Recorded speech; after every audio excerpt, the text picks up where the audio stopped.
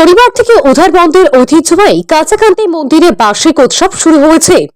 প্রত্যেক বছরের ন্যায় এবারও 21 ও 22 ডিসেম্বর অনুষ্ঠিত হবে 47তম বার্ষিক উৎসব। শনিবার সকাল 9টায় মন্দির প্রতিষ্ঠার উৎসবের সূচনা হয়। সকাল 9টায় শুরু হয় মায়ের পূজা।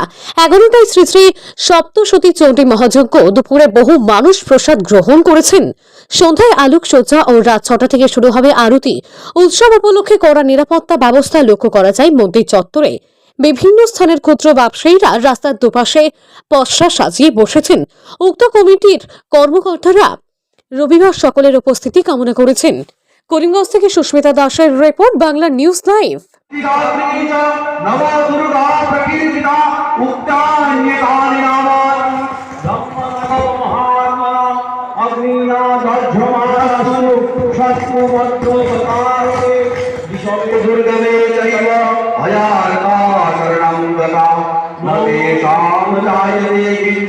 अशुभमरणसङ्कटे आपदमन च पश्यन्ति सुखदुःखभयङ्करी यस्युभक्तास्मृतानित्यं तेषां वृद्धिः प्रजायते ये त्वां स्मरन्ति देवेशि रक्षसि तान्न संशयः प्रियभग साधु चामुण्डादेवी ईश्वरी वृषवाहना ब्राह्मी हंसा समारूढा सर्वाभरणभूषिता इत्येता मातरः सर्वा